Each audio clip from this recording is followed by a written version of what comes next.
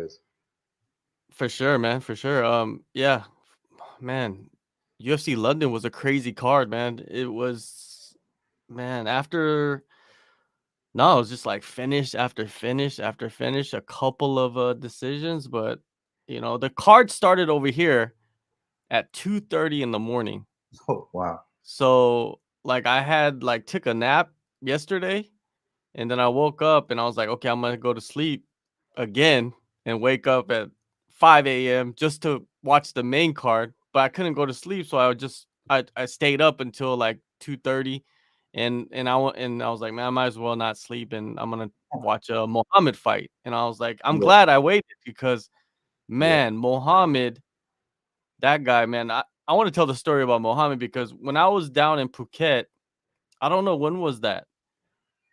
Hey, when was that, Frank? When I went down there and George ghosted on me, and then like you had to take over the raids and shit. Like, what was that? What about which one? The first time. Yeah, the first time when he said that. Where did he go? He had to go cook somebody like it. So it was just you and me, and then there was your other, the Korean guy who was the Greco guy.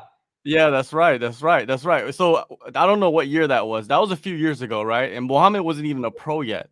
And when I was down there and I was just going around interviewing people in Phuket and peeping out like which fighters are there and stuff, and people were telling me like, interview this kid, Mohammed Makayev, and I never heard of him before until that moment. I was like, all right, let me find him. So like after the training session, I go there and sit down and talk to him. He's the same guy, man, talks the same way. He's just the same character now when he was back then. I mean, he just wasn't a pro yet, but just by listening to him talk and seeing what he's accomplished and like who he was training with as an amateur, you knew that something was special about this kid, man. What did you think about what Mohammed did tonight? Oh no, I mean, going in, he had a ton of he had a ton of hype coming in. Basically, undefeated as an amateur, stellar amateur record, and of course, my connection with you guys and Tiger and that side of the world. I'd heard of him, fighting as an amateur, and then obviously starting off in like Brave and all that. So I was excited, looking forward to his debut, and he delivered lights out. Like, that setup knee was nice. He had Durden reshoot, and then he just slapped on that choke. They called it a guillotine, but it was different. It wasn't a guillotine. He had his own. Yeah, It he had looked like a his neck crack neck yeah. crank in a It was way, like a right? different grip, and he just went right back into it and tapped him. It was a beautiful performance under a minute. That's the best way you could come in and start. Yeah, But he it's definitely got competition for bonus because like there are a lot of good finishes tonight. yeah, he just went in there, and whenever a fighter that is hyped, they come in for their first UFC fight, you really watch them to see how they react to the crowd and just the octagon jitters. They can be real, man, for some fighters. But man, he was just in there all the amateur fights and those tournaments that he's went through as an amateur. It helped him, man, be For sure. prepared for this moment. And I thought Mohammed was going to go in there and win the fight against Durden. I just Yeah. thought skill for skill, Mohammed just had more, and he doesn't even have as like half the fights as Durden does as a professional. Yeah, Mohammed just goes in there. He lives in the moment, man, and man, he's like when you look at the card, there's a lot of like young prospects. You got Paddy. Who else is there? Jack Shore is on there, and we'll talk about those fighters later. But for Mohammed, I think that they should fast track him. I think that they should just give him somebody that's in the top 15 next. If he wants to be the youngest champion and they want to push that, I think they should do it. What do you think?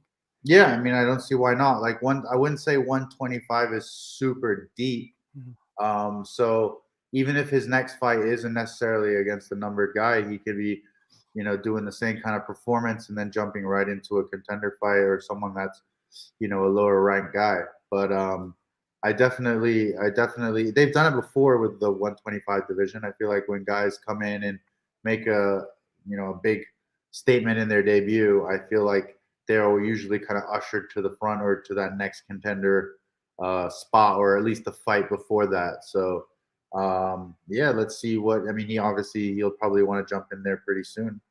Um, Yeah, people are already talking about the number 15 guy who just lost to Tim Elliott, Mhm. Tajir Ulanbekov. I Yeah. think that would be a good fight. That's a good test. It's kind of a similar skill set in a way. So I don't see why not.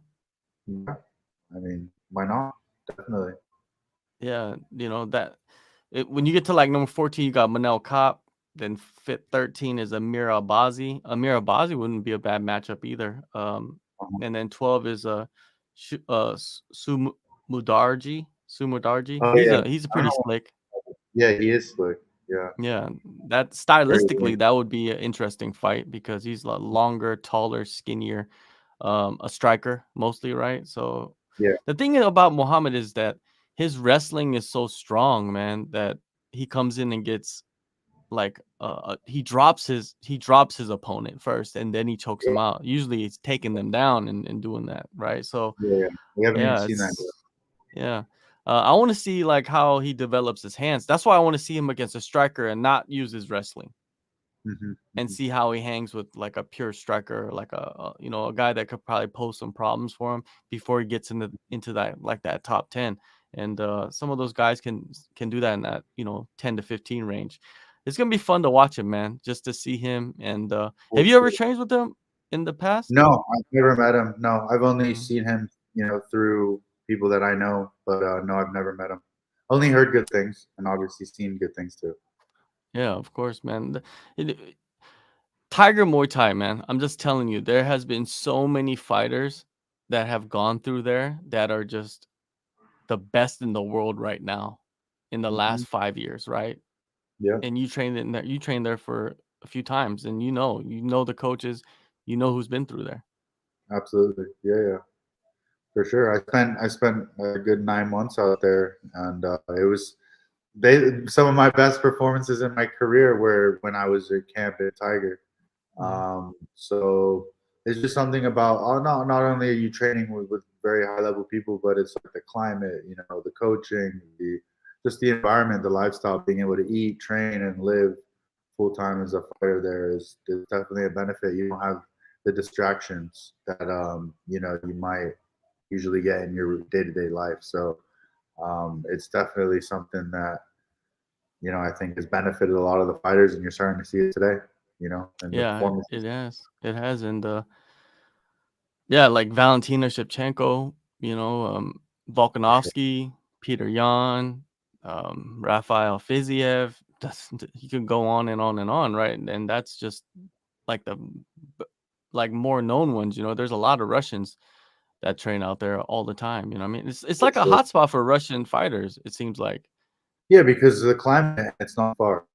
It's not a far flight to get from Russia to Thailand, and visas are friendly for Russians. A Yeah. lot of Russian businesses are there, and easy to get properties because a lot of Russians own them there. So it's obviously going to bring them in, and who wouldn't want to train in the sunshine? It's just Yeah, one of definitely. those. It's one of those things. As a fighter, you want to wake up and feel nice versus being cold. Like nothing worse than waking up all sore and cold than like being in the heat. Oh, I'm by the beach instead of like, oh, like I gotta wait 15 minutes for my car to start to go practice. So there's a different mindset. So of course you want to be in that beautiful weather. Yeah, You know what I mean? being in the cold, it's not. There's not much motivation there, right? It sucks. I mean, there's always you can get motivated, but it definitely sucks. Like it's just something you just ideally don't want. I remember like living in places like Montreal and Buffalo, New York, some of the cold places I've ever been, and just like warming up and getting on the mats, everything just hurts. Your toes hurt, your joints in your feet, fingers, everything. It takes like a good like 30 minutes before you can start warming up. It's just kind of like, whereas if you're in a warm climate, you just jump right in. You're warm like getting to the shop. You're getting there to the gym. You're feeling warm as you arrive. I remember riding scooter like in Thailand. You're already sweating. It's the climate's already making you sweat. So once you're already on the mat, start moving. You're already feeling good and warm and loose. So it definitely makes a difference. You can also add in the factor of going through that toughness in the cold and it sucking and just making you tougher. Making things better for you in that way. It just depends on you as the fighter how you look at it. There's got to be something to that, right? Like guys that come from like the mountains of Dagestan and that they trained out their whole life from a young age, and those monks, those Shaolin monks that practice kung fu in the mountains of Tibet or whatever. Like there's got to be something to it, man. There's got to be some kind of science to that. I don't know what it is, but there must be. But then you got the killers in Thailand, right? That just could kick your head off, and they've been on the beach the whole time, running on the beach. They probably don't even wear shoes, right? Their whole life. Yeah, It's yeah. that nice. Um, let's get to some of these questions. All right, the first one, of course, I guess people want to talk about Dan Hooker, right? So what's next for Dan Hooker? Before we talk about what's next for Dan Hooker, let's talk about Dan Hooker and the performance that he had against Arnold Allen, and vice versa, Arnold Allen's performance. I feel like we've never seen that Arnold Allen. Dan Hooker, it took someone like Dan Hooker to bring out Arnold Allen, like that kind of Arnold Allen. And it was an insane, 2 minutes of fighting. It was just like the wildest shit, right? Like that's Yeah. what Dan does. Dan, Right. like, he takes the fights that nobody wants, and he takes the fights at locations nobody wants to fly to, man. It's not like he lives in the US. It's not like he lives there. He lives in New Zealand, which means everywhere he goes to fight is just a far location, and he's most likely fighting in their home territory, right? Which is maybe the US, and he went to the UK this time. Yeah, he's one of those guys, man, that he's like, everybody says it's like anytime, anywhere, anyone, all that. Like Dan's Yeah. really like that, right? That's really who he is. And when you go into those like situations, it's a coin flip most of the time, right? Especially at the No. highest level. And Dan went in there and did what he did, man. I think he went in there, he wanted to entertain too at the same time. I mean, he's an entertainer as a fighter. Mhm. In those flurries and those exchanges, he could have probably went for the takedown, but he didn't. He just wanted to, start slinging them, man. And that's what happens, man. You know how it is. Your first fight, it was just like chaos, right? Like you went in Yeah. there, you're just like, okay, we're slinging them. Like let's Yeah. do this.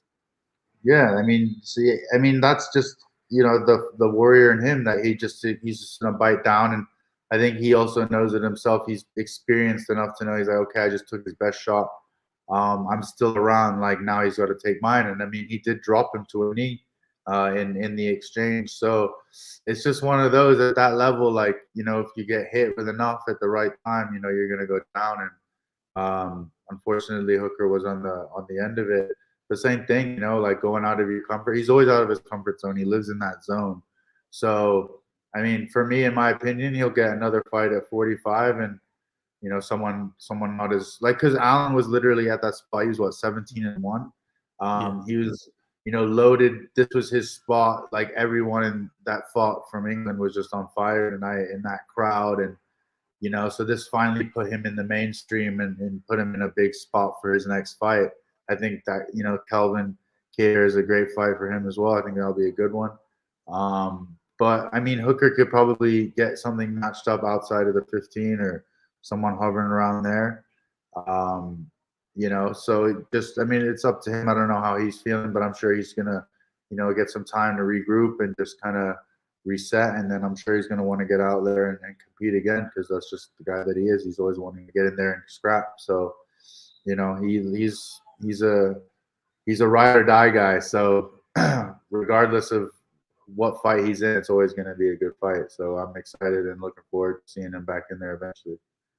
Yeah, he's always said that being a Dan Hooker fan is not a easy thing to do. You know what I mean? Like he's like, it's not easy. That he said it himself, to me.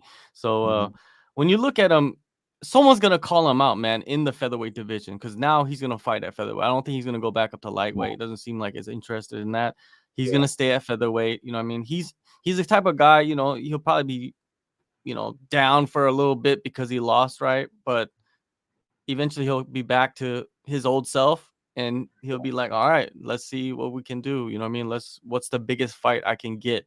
And dudes are going to be calling him out. I guarantee it. Like dudes in the top 15, they're going to look for him. I think a good fight would be like Shane Burgos. Shane Burgos is at number 14.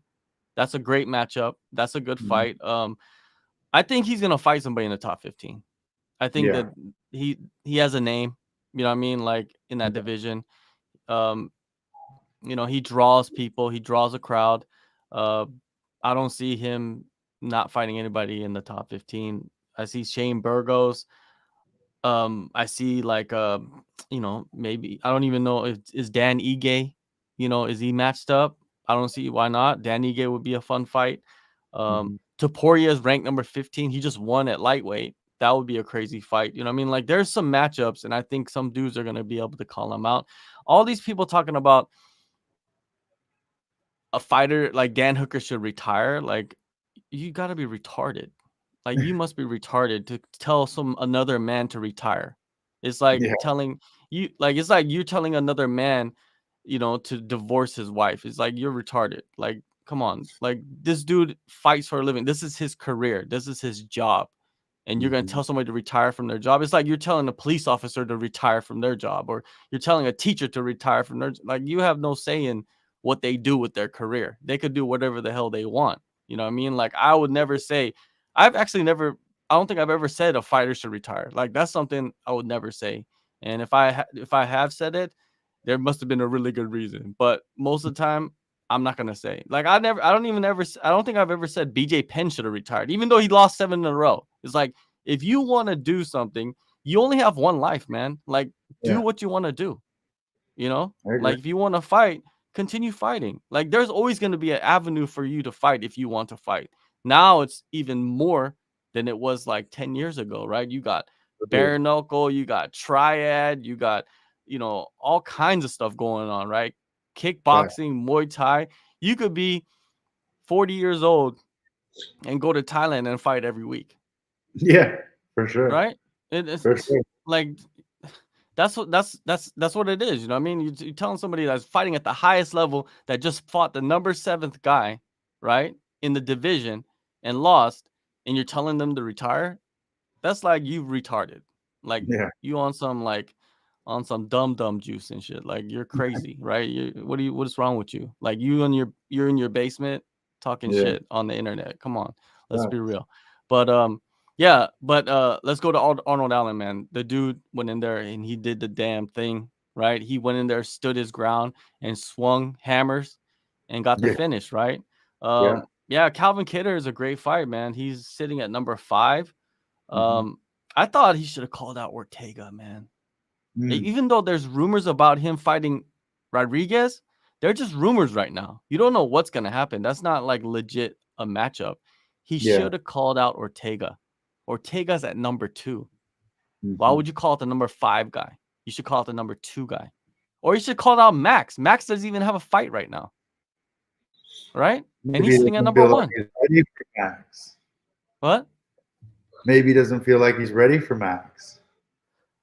I don't know, man. I think he's ready for everybody. I think he is. I think, you know, you're riding a 8-5 winning streak in the UFC now. Yeah. You've never lost. It's like you should reach for the stars, right? But I guess you're right. Maybe he's thinking like, maybe I'm not ready for Max or Ortega. Like how Aspinall, when he came in, he's like, oh, I don't want to be rushed to the top. Like that's like the smart thing to do, it seems, because then you like fight out your first contract and then you can negotiate, you know, the next one and definitely come in with a bigger ask than if you were just to like smash your way for your first 3-4 fights and then you're already in like title contention. They have a little bit more control over you.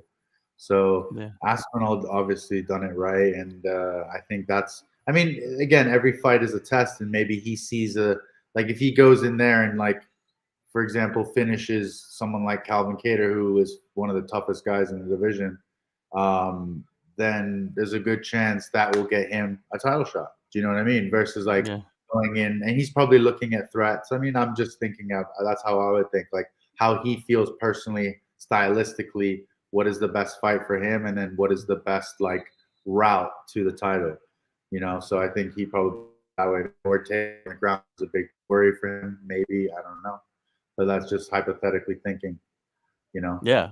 Well, you're right. I didn't think of it that way. Maybe he already like calculated that in his mind even before this fight. Like, okay, I win this fight, I get a finish, or just.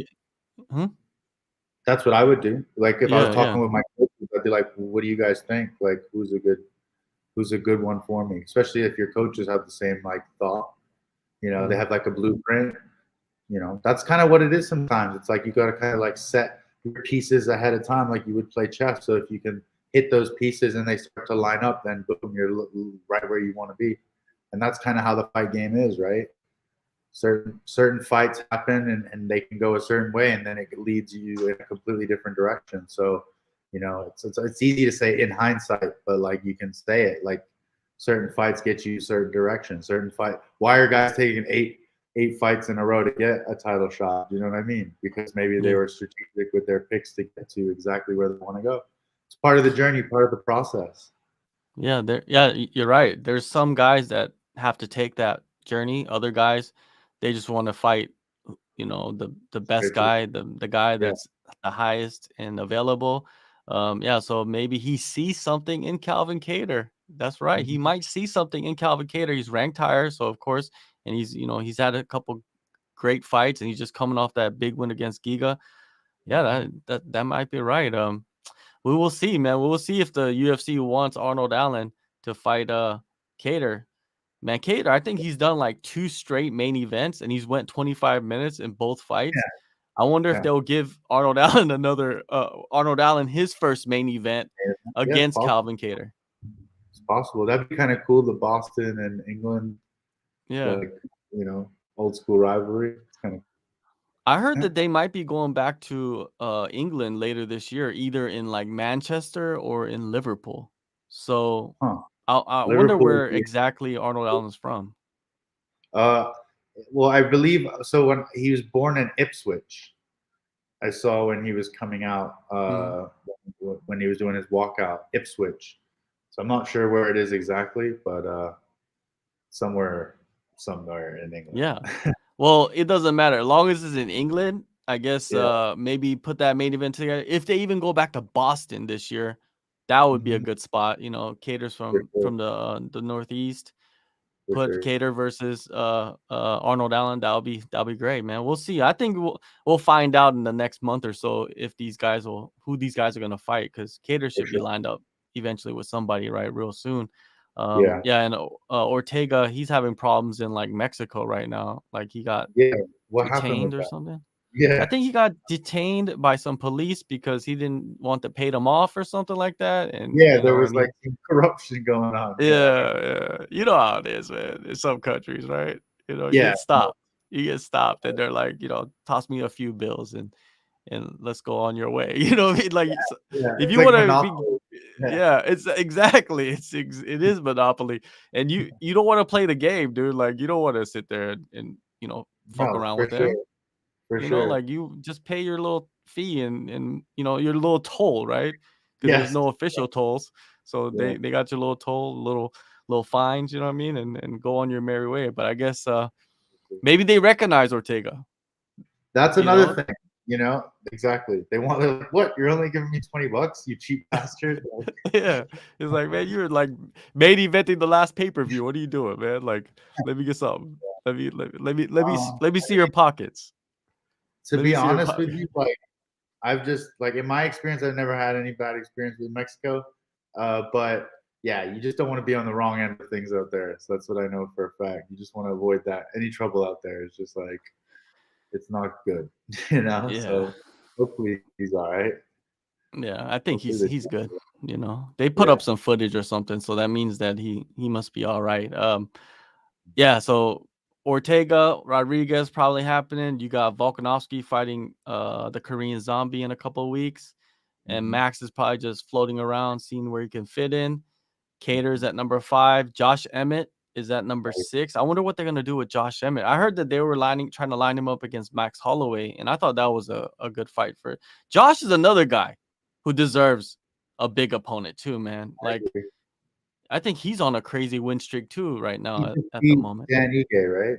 Yeah, he just beat Dan Ige. I think he's on like a 5 or 6 fight winning streak. And in that featherweight, it's hard to do that.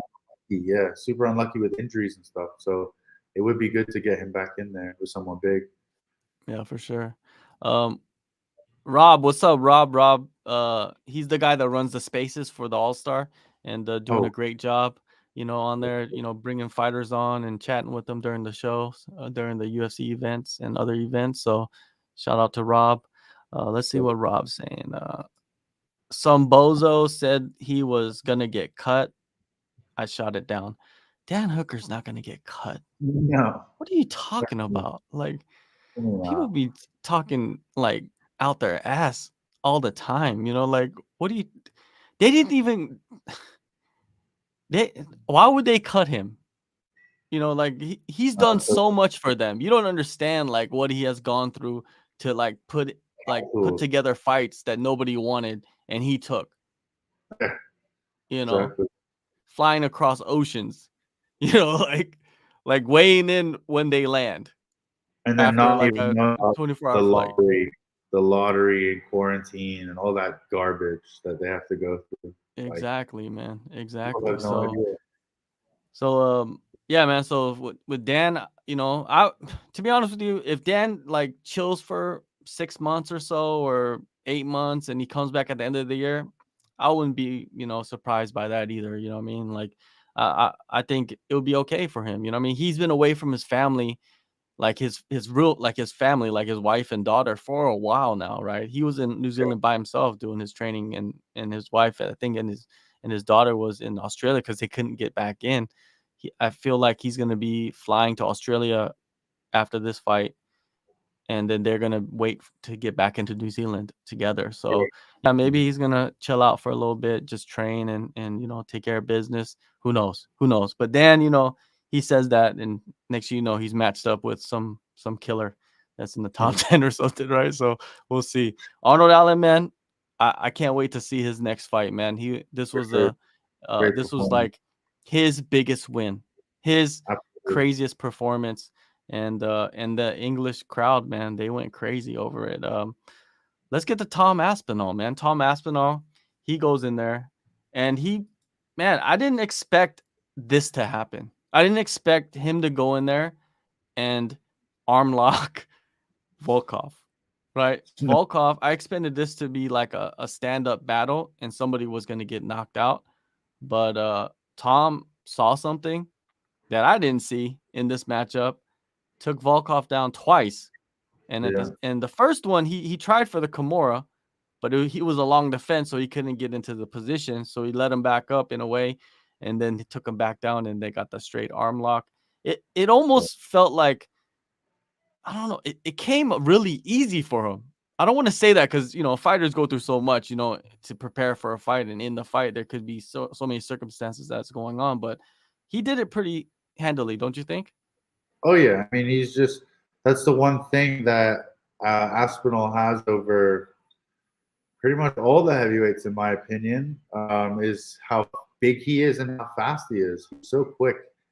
He's got really good, hands. His hand speed is really good. He moves very quickly. And, Frank said it to me the other day. He said he hasn't seen someone that big, like shoot doubles like he did against, who was it that he shot a double on? I think Arlovsky, yeah.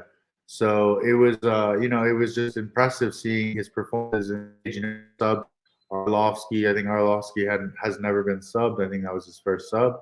So, I think if he was able to take, my question was, could he take Volkov down? But clearly he did it without hesitation. He was just another level of speed. I think him versus Gane in terms of athleticism is right there. Those two are like neck and neck in terms of athleticism. I think Aspinall is probably the little bit more technical guy, especially on the ground. But yeah, I mean, he's gonna be like a name of the heavyweight division for some time. He's young, and he talked about Ty as his next fight. I know Ty is supposed to be kind of maybe with Stipe, matched up with Stipe, so it'll be interesting to see how that unfolds and see who Tom gets matched up with next.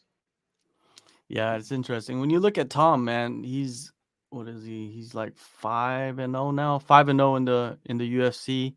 He has 4 first-round finishes, and the Arlovsky fight was a second-round finish, submission, rear naked choke. Man, he does not waste time. That's one thing about Tom Aspinall. He does not waste time, and he's like part of that group of like these athletic heavyweights like we haven't seen. Like we've seen them like once in a while. They come along, right? These athletic heavyweights once in a while. Like Would you consider Kane an athletic heavyweight? I mean, at that time, yes. Yeah, But like compared to now, everybody else, right? yeah, Yeah, It but was now because it's like, he had a tank on him, like that yeah, nobody had.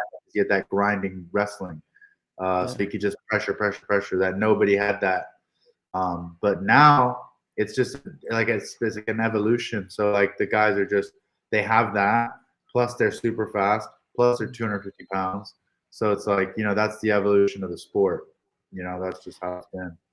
yeah. You got Tom Aspinall, you got Cyril Gahn. You could group Tai Tuivasa in there as being super athletic for his Yeah, size, sure, right? Just light for on his sure. feet, Super movement, athletic. People don't agile. realize he's very Yeah. athletic. Even what is it? Chris Barnett. Like he doesn't look athletic, but super athletic for heavyweight, right? Super athletic. Yeah, so it's like there's this wave now of guys that are just in the heavyweight division where they can move and throw like Chris Barnett throwing spinning wheel kicks, dude, and knocking dudes out. Like that's insane for somebody that's built like him. Yeah. So it shows you like, hey, no matter how you're built, you could do what you want to do. You just got to work on it, and that's what he's been doing. Chris Barnett, man, shout out to him. For sure. Yeah, with Tom, I like the Tai Tuivasa matchup. It doesn't seem like they are close to putting that fight together with Stipe. The reason why is the UFC. This is my theory, right? The UFC is waiting, and I guess they're waiting on Francis basically, and Francis just got out of surgery now, so which means he's going to be out for the rest of the year basically. So they're figuring out what does John Jones want to do?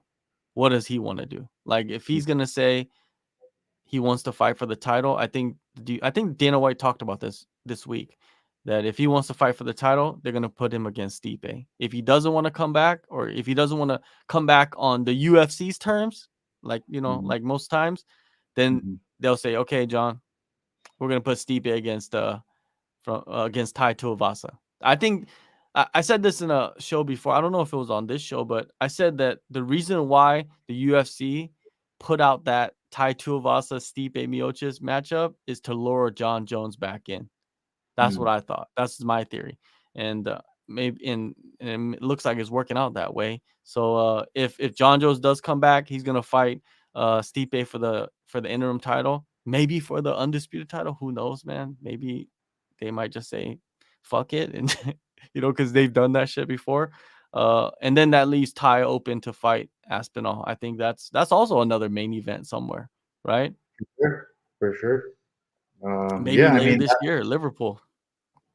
Yeah, stack. They love. I mean, I'm sure Dana was very happy with what he saw today, in terms of the atmosphere, in terms of the performance. So he's like, why not? Why not load up a stadium? I don't think they've done it. Have they done a stadium in the UK before? I mean, Wembley. Have they done Wembley? I don't think so. I don't think they've ever done a stadium. I think they've always gone to like O2. arenas. They always do like O2.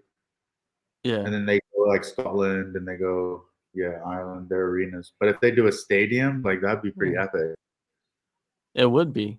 About it'll be hard. I don't know. Would they be able to sell out a stadium? Because I know those stadiums are like, yeah.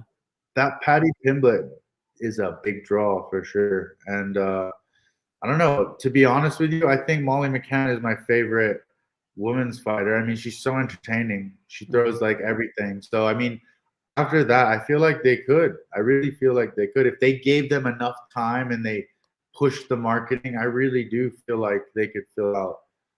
Like I really do feel like they could fill out Anfield. I don't see why not. That kid, they bring in views. It's wild. So yeah, Darren Till. Yeah, exactly. Bring him in on that. Darren Till could be on there. Yeah, there's a long list of UK fighters that you could put there and stack that card up and yeah, I would love to see it, man. I would love to see it. I would love to be there if that actually happens, to see like 55,000 fans in a soccer stadium for the UFC. Man, that's something that you want to kind of witness in real life. Going back to Volkov. Now Volkov, he's lost. And let me see his record real fast. He also in his last 3, he's lost a decision to Cyril Gane. He won his last fight to Tabira, and then he just lost against Aspinall. So he's still sitting all right. He's what is he ranked number 6? So Yeah. I don't think he really loses too much position, right? Tom Aspinall just moves up and probably sits in that 6th position, and he just pulls back a little bit. Volkov, who does he fight? Man, he's fought pretty much everybody if you think about it.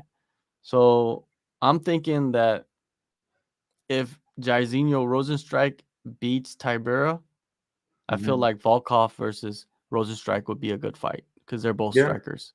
Those would be a good matchup. I think they would like to put that together. Plus next week's main event between Chris Daukaus and Curtis Blades. There's a lot of not a lot on the line, but it can affect the matchmaking in that top 10. So we'll see what happens. Yeah, let's talk about Paddy the Baddy, man. Paddy the Baddy. He is a guy that carries a lot of hype. It seems like Europe, that UK, Ireland area, has a couple guys, man. Like you got Ian Gary, who seems like he's carrying a lot of hype for himself, undefeated. He's saying all the right things. Now you just got to go prove it.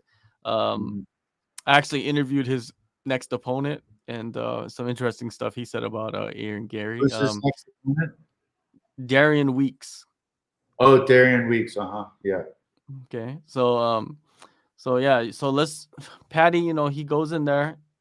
It looked like he got dropped, but when you watch the replay, it looked like he just gets punched and he like goes for the takedown and he misses. Is that what you saw? I mean, it was a clean shot, but I feel like it didn't look like it was a huge significant shot. It was until he didn't like it and shot. You know what I mean? So, he did good, Vargas. He came out, he put pressure on him, and but when I went to the ground, like I was just like, it's only a matter of time before Paddy reverses it or gets on top. That's where I feel like he's quite strong, is on the ground. And yeah, he did. He actually, what he did with, when he got back up to his feet and then threw him, did the judo, the J flow, right? And then, got it done, which it was a very good performance. Wasn't like, the most, like he said, perfect performance. But again, went in there, got a very convincing win. And, I think the UFC are setting him up, but, giving him good fights. But what'll be interesting now is to see who he gets matched up with next, coming off of the Topuria incident midweek, and then obviously his awesome comeback performance, and then that performance as well. I don't know if he didn't seem too keen when they said it at the end. He was like, nah, so I don't know what the UFC is going to do in that situation, because that's a tough fight for anyone. Yeah. But it'll be interesting. Yeah. I've heard some stories about how this fight got put together, and I'll tell you after the show. I don't want to reveal little secrets, right? Industry things. But yeah, there was some, it seemed like there was some fuckery here. I'm just saying, there was some fuckery here. I'll tell you, after we're done. Yeah, Vargas, man, he came in, he was implementing a decent game plan of like, let's see if, he can take my punches, right? But then why did he clinch up with them? He knew that was his way to win the fight, right? Stand back up. Yeah, it's like it kind of confused me what he did, but once it got to the ground, when he grabbed the neck, Vargas actually turned into the choke. It seemed like, and he saw it. What did you see that? I thought that's what that's what I saw. He turned into the choke. Yeah, Frank said it out loud. We both were like, you're turning the wrong way. And I was like, oh, it's over.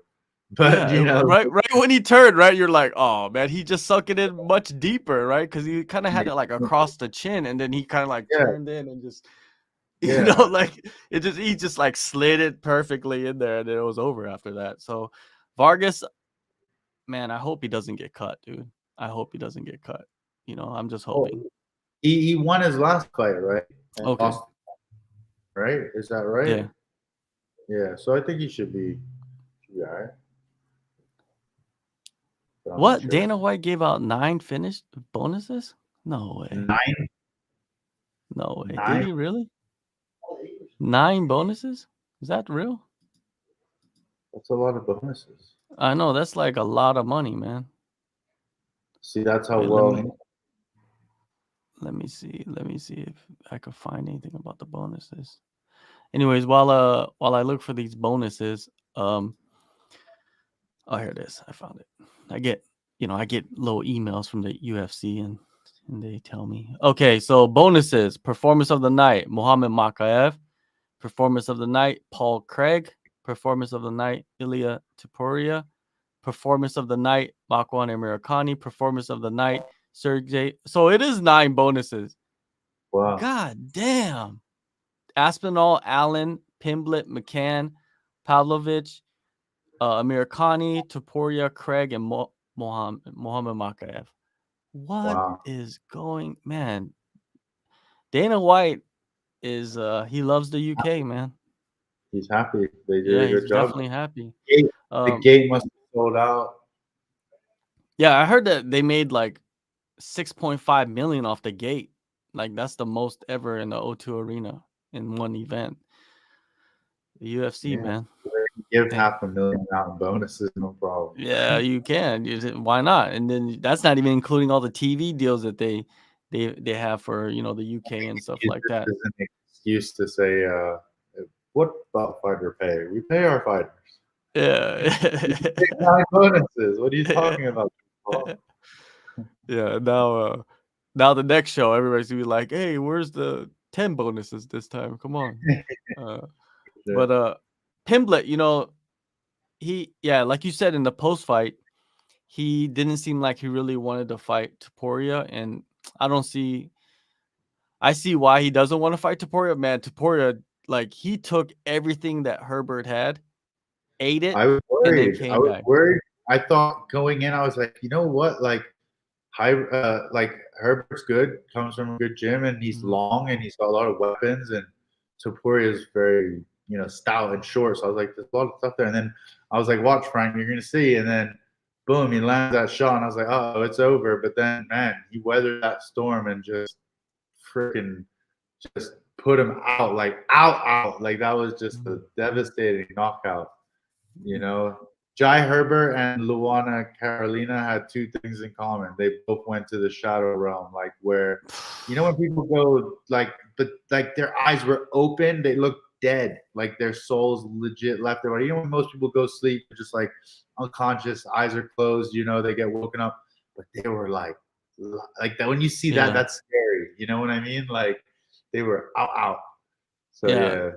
Luana was laying there on her back with her eyes open, knocked out. Like, that was scary. She because that elbow landed so flush, the way that her body went down, it was like a video game. Like it was just like it was just completely jellified. Like it was like crumbling, like just like some bread. Just like it was insane, man.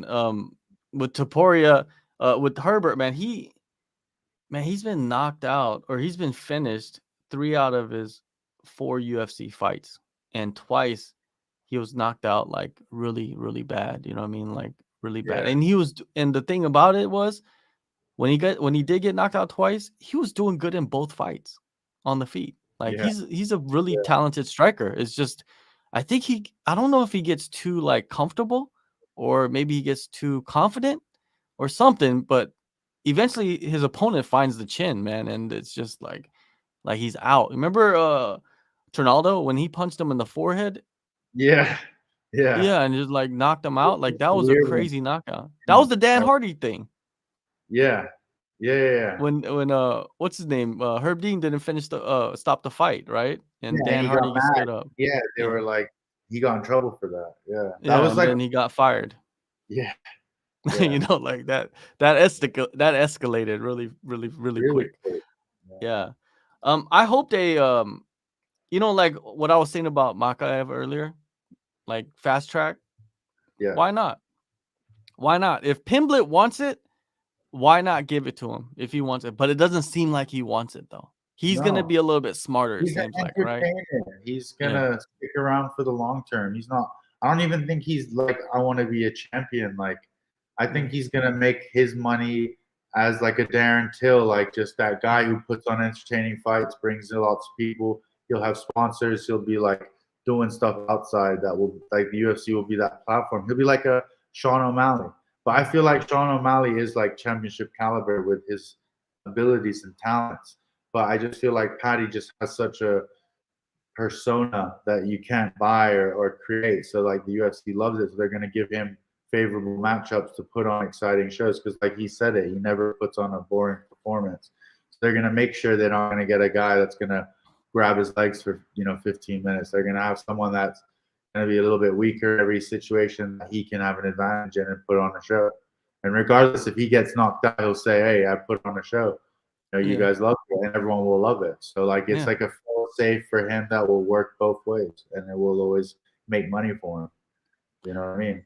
Yeah, why not? Why not? Why not fight 10 straight fights in the UFC with favorable matchups, and you're gonna make money outside because of the outside of the UFC because of the platform, and then you like build your contract status with the UFC too because you're continuing to win.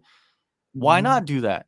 Why? Because at the end of the day, if you want to make money, there is a blueprint to do that if you can, right? If you have what he has, you should do that. And, you could talk crazy about people, but you're never going to fight them. And Sean O'Malley has done that for years now. He's talking crazy about all these people, but he's never going to fight them, or he's not going to fight them now, right? But he knows that if he stays in the news cycle, that he's going to just grow in popularity, and Paddy already knows that too, and he's already started that, right? And these hotel are like Taporia, like attacking him at the hotel, it actually only helps Paddy and his popularity at the end of the day. For sure. It's any news is good news. It's like the Kim Kardashian Kanye thing. Any news is good news. If anyone's talking about it, it's good news. So that's what they want. It's like a fire. Once it catches fire, it just keeps spreading, and he wants that. And of course, I mean, O'Malley, he's going to be like the English O'Malley. He'll have his website, he'll set up all of this stuff, he'll do his podcasts, he'll sell his clothes, he'll drop merchandise. Like, it's the way to do it. It's the regular model that people are following and getting success in. So why wouldn't they? Yeah, if you can do it, you need to take advantage of it. Because your career is only so long, and you don't know how long your UFC career will be, and you want to last as long as possible, right? So Sean O'Malley, I think like he's taking this approach where, okay, I'm gonna fight these guys at this moment in their career while I'm getting better, and I'm meeting them on the decline, and I'm gonna beat these guys. And it's like he's sitting back and waiting for the guys that are at the top right now to slowly kind of fight each other and decline. And, when, they're not in their prime as high in their prime as they were. And then O'Malley's going to come in and be like, oh, okay, I'm going to fight this guy now. He's a smart dude, man. Like, I don't think people give him enough credit.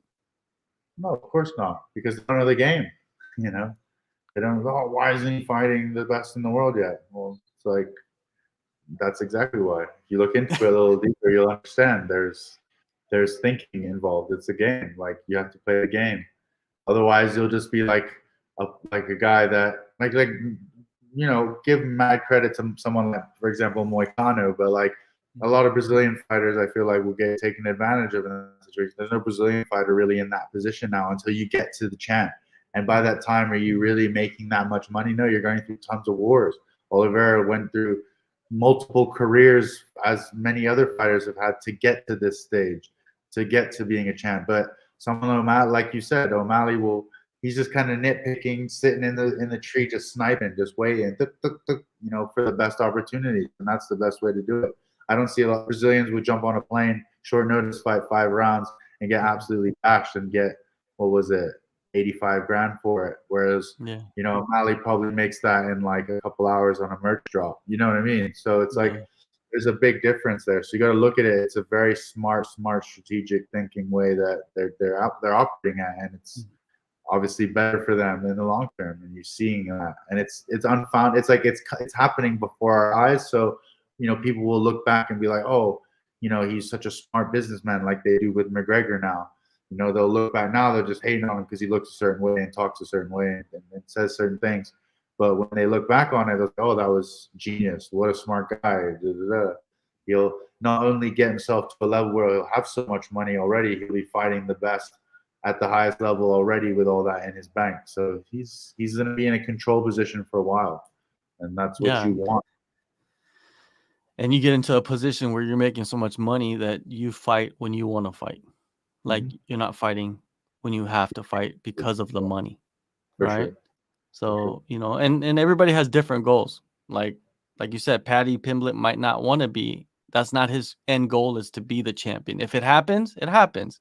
But it's not like he's just focused on being the champion. Like he sees dollar signs and he knows where the money's at, and he's gonna go rob that bank, right? That's what's gonna happen.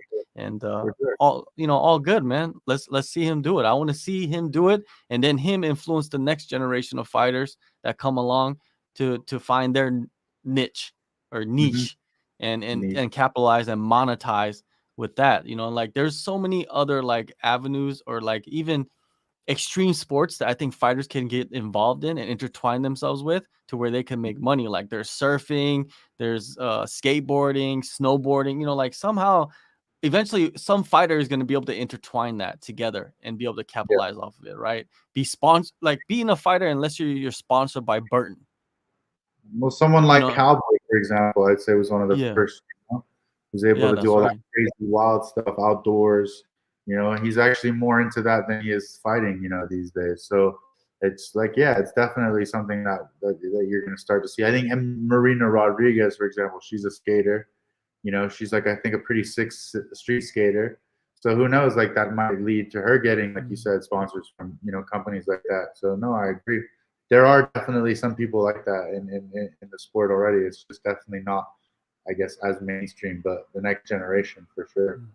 I mean, I'm sure the next level of athletes are just going to be ridiculous. Like, yeah, for real. It's going to be fun, dude, to watch. I'm going to be like this 60-year-old man. That's my dream, dude, to be like a 60-year-old man, but to be still covering the sport as a 60-year-old man, you know?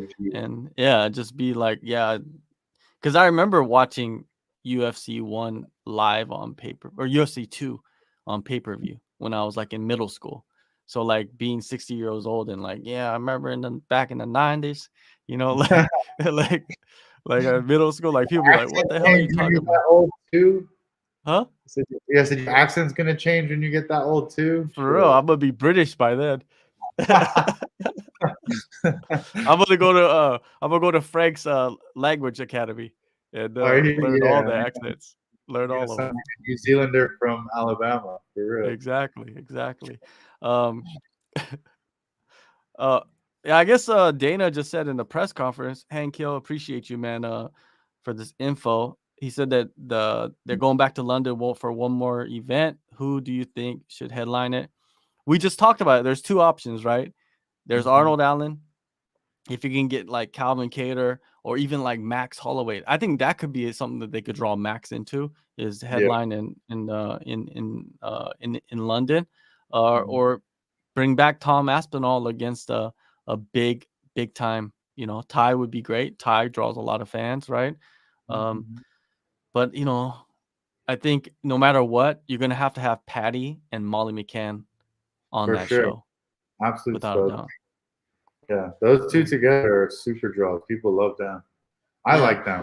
I mean, I personally like Molly way more. I think she's sick. She throws everything. Like, I think she's just like, even if it's not like the most beautiful technique spinning back kick, but I just like the fact that she throws everything and she just goes. Full credit to her. She's tough. Paddy as well. I feel like he also brings it. He's just I just feel like at the higher level at 155, I don't think he's going to be able to hang. That's just my opinion. But he's entertaining, and his something I said something about his persona and his energy is just it's funny. It's awesome to watch. So you got to put him on the card for sure. Yeah, I feel like Molly McCann, you know, it'd be easier for her to kind of like crack into that top 15 at flyweight, but when you get into that top 10, it's going to be a different story. She can't be wild like that because No, there are women in that division that will just rip her apart. You know what I mean? Like she also needs to play the role of like what we're talking about with like Paddy. She just needs to be one of those girls that, not trying to be a champ, but just put on great fights. You know, fight with like, you know, girls that are coming in, contenders that are just like coming from the contender series, stuff like that, where she can just put on these sick shows. I think it would be like smarter for her, like instead of trying to like chase like the you know the top girls, you know, chasing the belt. Yeah, That's just my opinion. yeah, I think she has the persona to take advantage, you know, completely. And man, that spinning elbow knockout is just icing on the cake, dude. KO Like of the year so far. yeah, I think it's the first ever spinning back elbow by a female fighter in the UFC ever. I've never seen anybody land something like that, a female fighter, right? No, I've never really Yeah. seen a girl go out like that before. Yeah. That was You know just who so, you know who went out like that? Jessica I. Jessica I did, and Uh-huh. Jessica Andrade when she knocked out Carolina. Oh yeah. Uh-huh. That was a pretty nasty knockout too. But Yeah. yeah, that one was like she landed on her back with her eyes open. Like I don't think, you know, But Jessica I went stiff. Yeah, because it was an elbow though, and they're just like so much more brutal. I think the brutality of the knockout and the way that the body was, like it was yeah, it was definitely the most savage female KO I think that I've seen.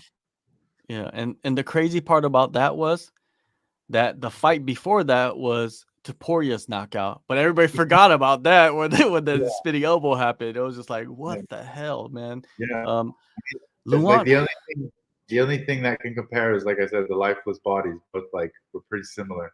yeah, they folded, you know, and look, I don't know, man. Like when I watch Luana fight, it just seems like she doesn't belong in there with some of these girls. And these girls are not even like the top 15 girls, you know what I mean? They're just girls that are coming up, and Luana just hasn't shown much, man. I don't even know. Has she even won a fight in? Maybe she has won a fight in the UFC.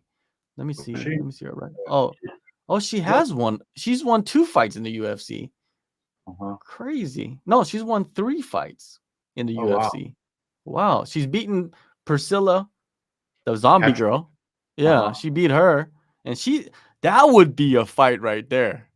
Priscilla, did she fight Molly McCann already? I don't think so. That's a fight right there. I would like to see that. Yeah. Well, that girl's face was still broken from the fight that she lost. She did fight her already. Molly did beat her already. Oh, they did? Yeah, in 2019 they fought. Molly beat her by unanimous decision. But Carolina has won 3 fights all by decision in the UFC. She's 3-2. She's lost twice. One time to Lipsky, that crazy knee bar, right? I remember. And then this fight. So I guess I underestimated Luana. If she's listening, sorry about that. And Topuria, man, he stepped up to lightweight. He's actually, you know, a featherweight, a top 15 featherweight, and he stepped up and because it was like, I believe it was short notice. Somebody had pulled out. Who had pulled out of this fight? Let me see. Let's see who pulled out. Okay, Mike Davis. That was a good fight too. Mike Davis versus Jai Herbert, but Mike Davis pulled out, and then Topuria comes in and wins the fight and adds another highlight reel and gets a bonus. Man, a good night for him, man. A good night for him. I like his style, dude. I like his style. Like he goes in there and bangs it out, man. When he knocked out what's his name, Ryan Hall. When Ryan Hall was trying to go for all those leg locks, I was just like, man, you know, that was nasty. And this one was even nastier because he took a head kick and ate that like a tic tac, and then just ran forward, man. That shit was crazy. He had a lot of distance to cover with Jai's reach advantage. So like he was eating a lot to get in, you know, and when he finally got in, that body shot to the right hook was just like I said, lethal. Lethal. You don't want to get the body, man. I think the body leads to so many you know, options, right? When you can land the body shot clean and kind of like freeze your opponent with the body shot, right? And then, and then the chin, if it's out there, man, the placement of that punch, that hook to the chin was impeccable, right? It was just like instantly he hit him, he just Like fell, on the dude. button. Just it was a beautiful knockout, man. Like if I was a fighter and I had a knockout like that, I'd probably have that rolling 24/7 on the TV screen at my house somewhere in the bathroom or something. When someone walks in to take a shit, they're like That's watching me get, yeah. You got hanging around your neck. Yeah, the NFT, right? Shit, like, Yeah. that's crazy about the NFT. Like, you could do that now, right? Yeah, the UFC should hook him up. They should hook his ass up, like hook him up, man. I think the UFC for fighters. I was talking to somebody about this with these NFTs. They should hook up the fighters with their own NFTs with a necklace, man, just as like a gift. least You know what I they mean? could Like, do. hey, huh? I said it's the least they could do. Yeah, exactly. The least, man. The They could do. least. We'll see. Um, I saw them announcing like they're doing like an NFT collection strike drop. I think they said on the 26th or something or 22nd.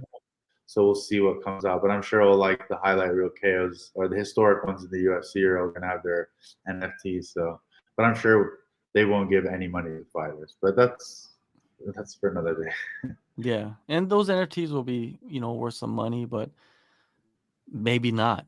I've Maybe. been talking to a lot of people about those NFTs and the Bitcoins and cryptocurrency sponsorships and stuff like that. And I haven't been hearing good things. I mean, I guess you could get money and earn some money from these people, but I don't know, man.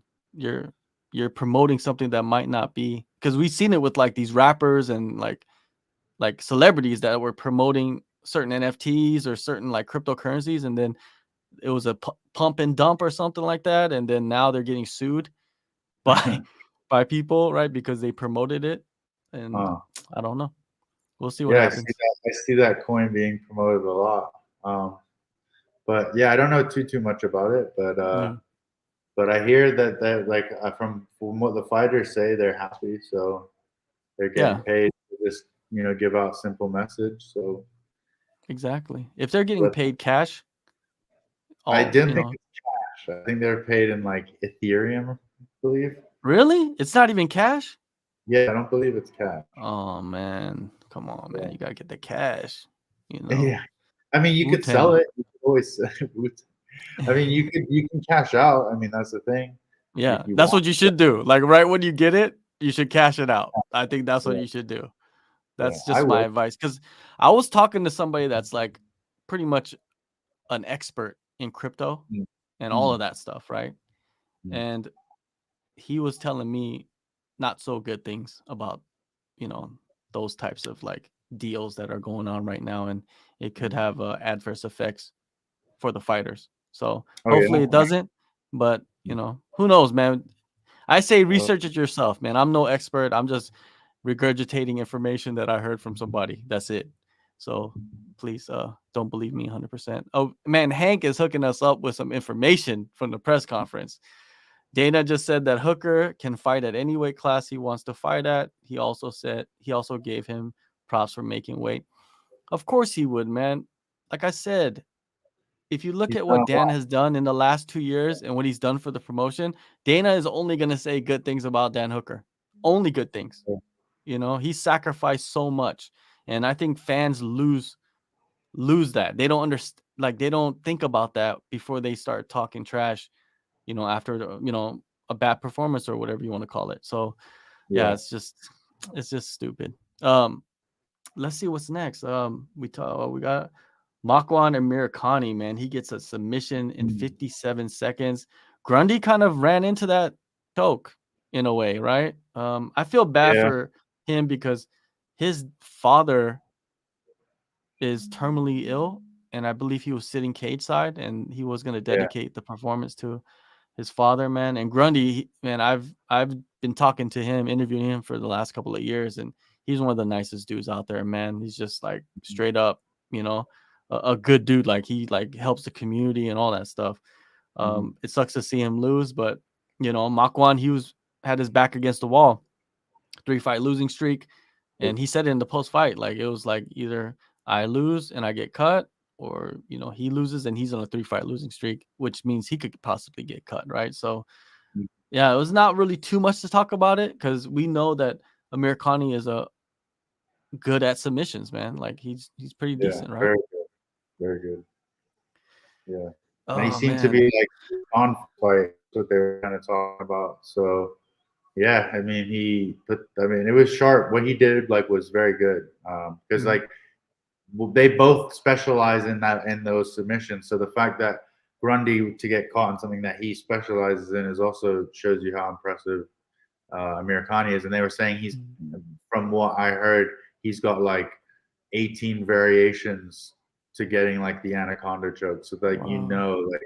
that's like his bread and butter. So yeah, because there were certain parts where he was like, he shot in on him and it looked all right. And then there were certain positions where you're like, okay, well, he's going to get out of that. And then, but from the angle, when you see it in the fight, actually it looks like it's a guillotine. But as soon as it goes to the ground, he actually already had the anaconda set up. He had that locked in. So it was just a matter of getting his hips out and closing it up. But yeah, it was really sneaky. He's a ninja with that stuff. So, anyone that fights against him has to be so cautious about shooting because those arms are long and he seems to get them connected pretty quickly.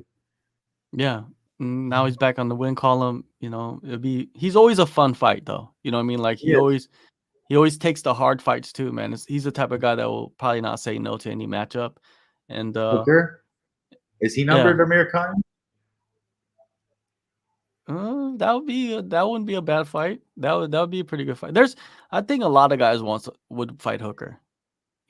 Just because just because of his name but Grundy, I hope they give him another fight, man. I hope they allow him to kind of redeem himself, right, for this performance. Give him put him on the undercard of the London one. Exactly, man. Have him take some time. Paul Craig, we're gonna get to Jack Shore in a bit, but Paul Craig, man, he sat on his back. It took a beating, dude. Like it almost looked like he got knocked out for a second. Did you see that? I know. I couldn't believe it. I couldn't believe that happened. Like I was like, oh, what? I was like, okay, Krylov's gonna smash him, and then just pulls out that triangle out of nowhere. What a ninja! Paul Craig is such a unique guy. It's so interesting. He's so interesting. Can barely understand a word he says, but all of a sudden he just breaks their arms, submits them. It's impressive. I was like, oh, Krylov's just gonna put him out right now, and then one slip and he just boom, and it was impressive. I was very impressed. Krylov knows what's up. He's not like he don't know he knows what's up. But to get put away like that was some ninja stuff for sure. Yeah, he's probably got one of the most dangerous guards in the UFC now that you really think about it, because Krylov is a top 10 guy, I believe, or top 15, he's top 10, and Craig just kind of just like waited it out, he took a couple punches, he took a little bit of brain damage, but it all led to the victory, right? Because man, he took some hard shots, man, like hard shots from Krylov. I don't think I've ever. It's almost like he baited him to the point where this is gonna be easy, and then like Craig's like nah, and then he's like boom.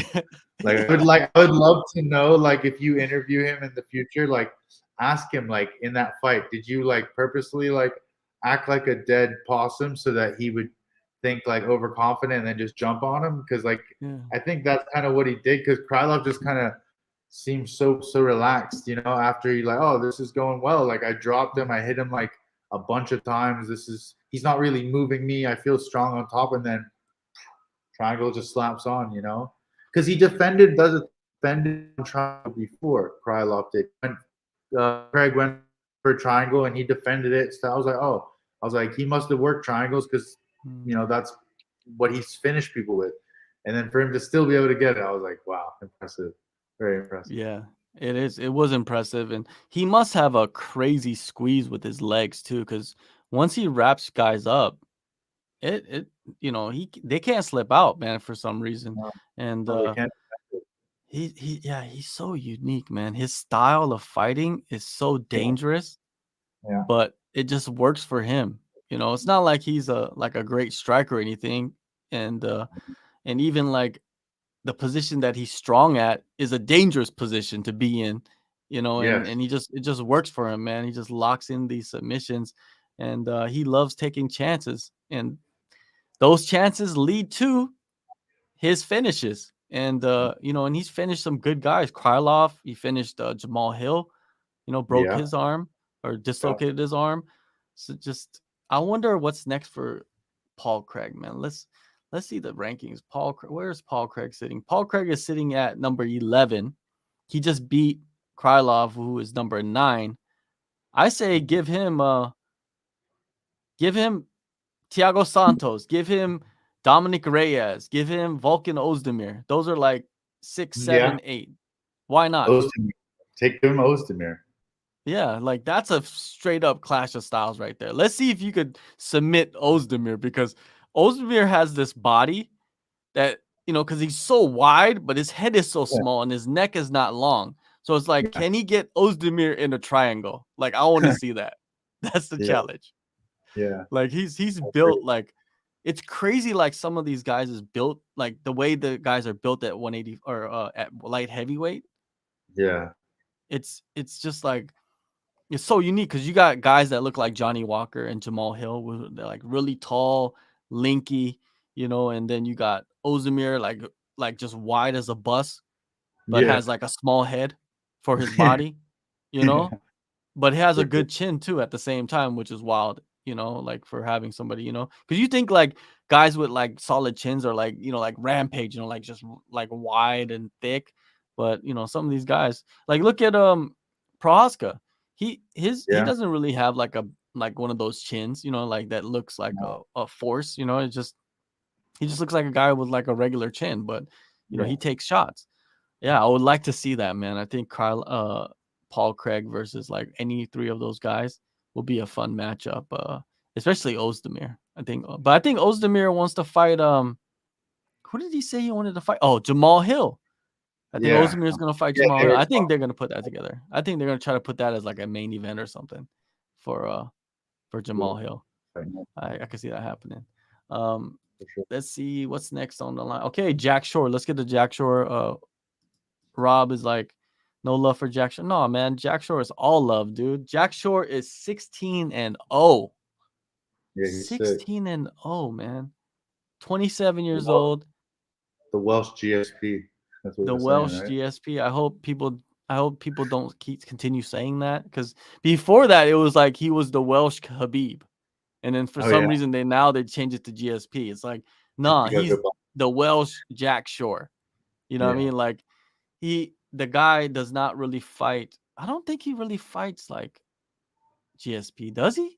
Do you think he does? No, not really. I mean, he's like you said, he's Jack Shore. But like I said, he's just very well rounded. He's a great fighter. He's good everywhere. You saw I mean, Timur Valiev also a very, very experienced guy. He's, you know, 18-3, I think, going into the fight. But you know, in my opinion, I thought Jack Shore pretty much controlled the fight from the get-go. But again, like, Timur is no joke. Like, he's tough go. So you saw how he handled it and almost got him out there in the third. He's just clean and sharp everywhere. You know, like, you can't hold him down. He can get taken down. He'll get right back up. He's got strong hips, judo background, good striking, good wrestling, good ground game. So yeah, sky's the limit. He's 16-0. See like who he's up against next. Yeah, a lot of people picked Timur to win this fight, you know, because they were basing it off his last performance. I was very surprised he was the underdog going in. Yeah, that was a good pick if you picked Jack Shore as the underdog. Oh yeah, it was plus 105. Yeah, because like when I interviewed Jack, he explained like what happened in the last fight. Even though he won, he went into the fight with a shoulder injury. Yeah. Shoulder injury. So basically after like the first couple of minutes, he only had one arm. Yeah. He only had one arm to fight with. So he fought 3 rounds basically with one arm and still won the fight unanimously. Yeah. And people said like, oh, he didn't look that good in his last fight. So I'm going to pick Timur because Timur is like, this hurricane, this like tornado that's coming through. Because Timur's very twitchy, man. He's like always moving and like Energy, yeah. fainting. Yeah, he's just energy, right? But then he starts fading after a little bit, So For sure. Jack Shore probably knew that. He knew what he needed to do. Yeah, so I think a lot of people should kind of look into like the fighter's last fight and like what actually happened in the fight, like what was going on. And that's what I like to ask fighters in interviews too, is like, what happened in the last fight? People said that it wasn't a great performance. What did you think? And then he explains like, oh, I had this injury and then this injury limited me with this, but now I'm all good. And he went in there and did his thing. Another victory. Man, now he's what? 1, 2, 3, 4, 5-0 in the UFC. Yeah, 5-0 in the UFC, 2 finishes. Sky's the limit, man. He's in that deep waters of that bantamweight division, and I love the bantamweight division, man. It's so fun to watch. Jack Shore is just he's just part of a long list of guys, and Sean O'Malley's in that list too of guys that have so much talent that are just coming up slowly in that division. And I would like to see Jack Shore, like Umar, he was supposed to fight Jack Shore on this card, but he fought Brian Keller, right? Umar, Habib's cousin, I believe. Yeah, his cousin. Yeah, he's one of those guys. He's undefeated too as well. And he went in there and submitted Brian Keller real quick. Yeah, Jack Shore, he's just getting better too. Like Umar's just getting better. Sean O'Malley's just getting better. You know what I mean? Like right now at the top of the division, you got Peter, you got Sterling, you got Sandhagen and Dillashaw. But in the next couple of years, we're gonna start seeing the Jack Shores and the O'Malleys and and the Umars go up in there and start mixing it up, and we're gonna see some fun fucking matchups, man, in that bantamweight division. It's gonna be great to watch. Let's see what else. Let's see what he said. Okay, Hank Hill hooking us up again. Dana just wrapped up the press conference by saying that it's important that Ferguson wins his next fight. Do you think he would ever cut him? What do you think, Sasha? Yeah, I think so. I mean, I think it's not even based on like necessarily the performances, because he's obviously fighting the top and the best in the world, but I think it's more of a health thing. Looking out for maybe his health because of the last performances. I mean, he's been in wars. I mean, when he was on his 11-fight win streak, he was just going through wars on that. And then on the tail end of coming off into those losses, they were all some pretty savage KOs, right? So it depends. I mean, I don't know. He is older, and maybe they just look at, they're going to look at, maybe it's time to move on if Tony can't, put in a win in his next fight. But that's just my opinion. Again, we'll see what happens when he goes out and fights. Yeah, Tony Ferguson, man. Man, the fight that I always wanted to see but never happened at the right moment was the Habib fight, right? That's just something that we missed in history, and we'll always think about it. Right now, he's on a 3-fight losing streak, but look at who he's lost to. Gaethje, Oliveira, and Dariush. These are top 5 guys. Yeah. Another person that everybody's like, he should retire. Why should he retire? He just lost to the 3 guys in the top 5. It's not retired, but like we're saying released, Yeah, but there's people saying that about him. You know what I mean? Like, he hasn't performed, but we don't know the circumstances, man. He's a very like closed off guy. He's not a guy that's gonna like tell you all these things about himself or things that are going on, right? And maybe he wasn't there, mentally heading into those fights either. You know what I mean? It's not like the only person that really finished him was Gaethje, but that wasn't even like a clean knockout. That was like what happened today with Hooker. It was like a standing knockout, right, against Gaethje. So I think he's taken enough time off. It's gonna be almost basically a year since he's fought when he faces off against Chandler at UFC 274. I think that's enough time for him to kind of get his mind right, train without actually having a fight, and see what he can do. Because if he beats Chandler, that he's in the top 5 again. Yeah. You know what I mean? Like Chandler just fought for the title not too long ago, right? And he just had that war with Gaethje, and that was a great fight too. I think this fight is gonna be like that. I think Tony's gonna fight him like that. I think it's just like that's in his blood now. Yeah, it's just gonna be a war. No, I think Chandler's so. another. And Chandler's down with that, you know. Yeah. That's So what I we'll love see. about Chandler too. Chandler's just like, yeah, I want the title, but man, I also want to be in the best fights. And He he would, has, man. He's lived up to it, right? He's for sure. lost the He's a fights. great fighter to watch, 100%. Definitely, Like, man, no doubt definitely.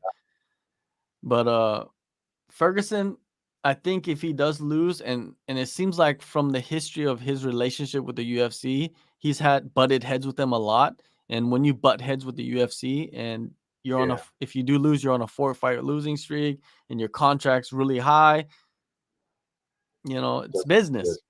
It's Yeah. business, man. At the end of the day, Yeah. it's business. And if you don't have a good business relationship with your business partner and they Yeah. have control, they're gonna probably let you go and say, "Hey, let's see what you can do." And I can see Tony going off and doing something else, fighting for For sure. someone else, and making a lot more money, maybe, and he'll still draw attention because he's Tony Ferguson, man. Maybe they'll do a main event, Tony Ferguson versus Khabib, Eagle FC.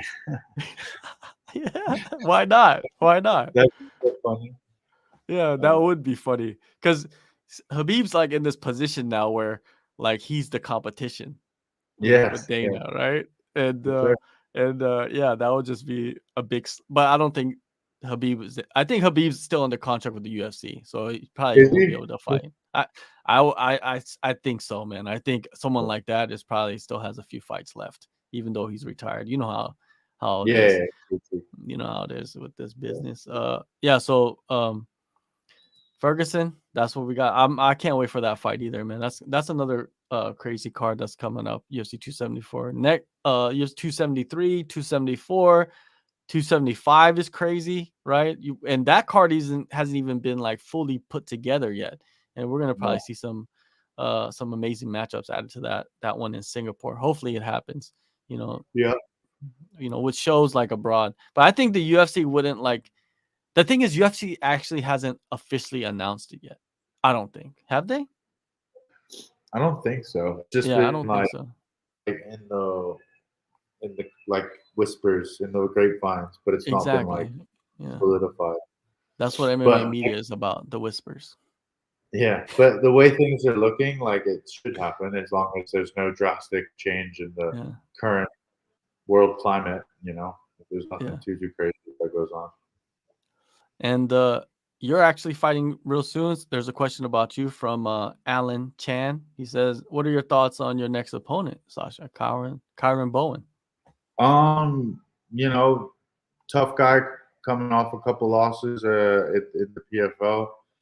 You know, longer guy.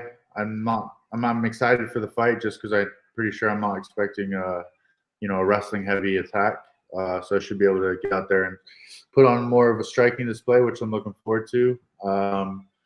Yeah, you know, we're both coming off of losses, so it's something that we're both going to go in there wanting to come out with our hands raised. Yeah, it's going to be good.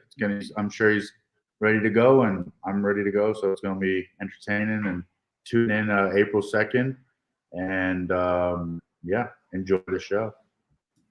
All right, so we got about 7 minutes or so left. Let's talk about next week card a little bit and get Sasha's thoughts on some of the matchups over there. So next week is going to be in Columbus, man. It's a good sign, right? This week UFC London, next week UFC Columbus. That means the UFC is actually traveling around to different locations. They're not stuck in Vegas, even though Vegas is still going to have a lot of cards there, but they're getting to spots, man, which means that fighters actually get to fight in front of crowds, and it's always a good sign. When you look at the fights, you got some interesting fights, man. There's of course the main event, Curtis Blades versus Chris Daukaus. And then there's Kai Kara France versus Askar Askarov, which is probably for the title shot, probably for the next title shot, right? Yeah. What do you see? What do you see in that one, man? He's on this like this run, of knockouts, which we always knew that he was able to do it. Now he seems like he's just putting it together perfectly. Yeah, I mean, the thing is, like, we know what's coming from Askarov, like a very, wrestling offensive-minded attack, and Kai's just been putting people away with his hands. But you know, going into this, you're going to expect what's his name, Askarov, sorry, to put as much pressure as possible and try to not give, you know, Kai that space in order to land those kind of shots. But you know, it's a big cage. You know, they're going to have lots of space. Kai moves well. You know, it's going to be a good fight. But I just feel like Askarov just has that ridiculous ability to get a hold of you, and just once that happens, you can't really get away from him. Plus, he himself has good striking. You know, he's got a good way of using his striking to get to his shots too. So it's going to be a tough night, you know, for either fighter, because, you know, he's got to worry about the power that Kai has, and then of course Kai's got to worry about the wrestling that he brings and the pressure that he brings. So it's definitely going to be an interesting fight. I'm looking forward to seeing. Yeah, it's interesting because how it's gonna play out. Will Askarov try to test his striking against Kai? If he does, then there will be many more openings for Kai to win this fight, right? To finish the fight. If Askarov goes in there and just utilizes striking to get close enough so he can clinch and just kind of like drag him down and maybe drown him on the floor, then, you know, it limits a lot, right? But maybe Kai will be able to get back up, you know, use defense, push him away. Maybe his cardio is, you know, at a level where it's like he could wrestle all day and not get tired. You know, those are the questions, right? If he can answer those questions, yeah, I could see him winning the fight, right? And vice versa, Askarov, right? Askarov is like that guy that he's kind of like Merab in the bantamweight division. Yeah. Like kind of like a similar kind of style, and man, nobody really wants to fight him. So, you know, Kai could have sat back and said, hey, I want a title shot, but he's like, nah, man, I want to fight this guy. This guy wants a title shot too. So it says Kai is very confident heading into this fight, and Askarov is going to be a big test. If he gets past this, man, I think he could be a favorite heading into a title fight against a couple of those guys, because the guys up there are strikers themselves. So, you know, and technically he's up there, you know what I mean? Like, especially against Figueiredo, I think that's a great matchup.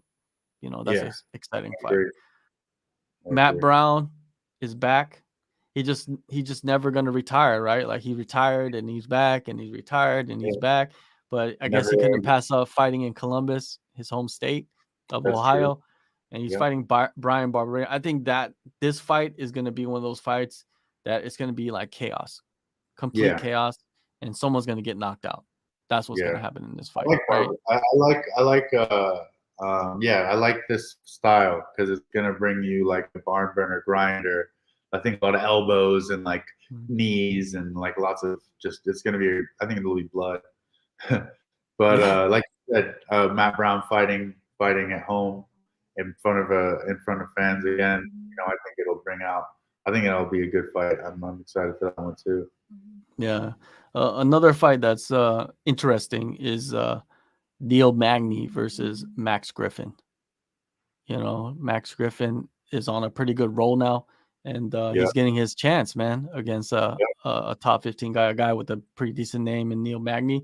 Neil Magni, man, he's a tough guy to figure out because he's so unique in his like physicality, and then even his style, right? Is just you know, a lot of people can't figure him out, and they end up losing by decision because it's just too late, you know.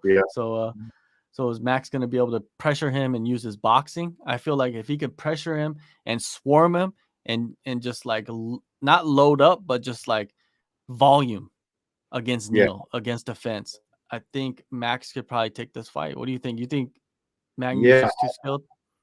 I also agree. I just feel like it's a game plan that if he follows it correctly, I feel like he can win this fight. I think athletically, speed wise, Max has the advantage, but if Magni maybe gets his hands on him, there's a good chance, you know, especially up against the cage, or if he can get him down to the ground, he might have an advantage there too. But you know, Magni has conditioning, cardio. It's going to be one of those kind of, like I said, probably a whole high volume fight. So we'll see basically whose game plan and whose style kind of is going to be able to take over and adjust. But like you said, Griffin's on a very good streak at the moment. He's been performing well, so maybe this is his time to, like, you know, make a big impact performance and jump into that conversation of, you know, fighting big numbers in the welterweight division. So it'll be also another one to keep our eye on. That would be interesting to see how it goes. Yeah, Max, he out volumes the volume guy. Let's see if he Yeah. can do that. And Magni, man, he's been in some of those fights where he gets like swarmed and he gets hit with like heavy shots and gets rocked and then survives and then wins the fight. I think he's done it twice, like once, especially against Hector Lombard, Yeah. when Hector Lombard swarmed him and he survived that. So it's gonna be fun to see that one. What else is there on this card? That's, there's a couple other fights, but nothing that really sticks out too much. Yeah, so we're up, man. The time's up. Everybody, thank you guys so much for joining us. Next week we will not be doing a reaction recap show due to circumstances on my part. So we'll be back the week after. Actually, the week after will be UFC 273. So after that show, we will have the reaction show. Dan Hooker will most likely be back, and you guys can ask him as many questions as you want from the man, the mouth, the guy, right? So everybody, appreciate you, and Sasha, definitely we'll be getting you back on again in the future. Any last words before we bone out? No, it was a pleasure getting on. And you guys want to see, I think April 2nd there isn't a UFC event, so I think XMMA's event will be on YouTube streaming for free. So tune in. There'll be a bunch of ex-UFC guys on the cards. There's some good matchups there. So check the socials out, Sasha Palatnikov MMA, and stay tuned. And hopefully I'll let you guys know how everything went on the other side. Otherwise, it was always a pleasure getting on the show.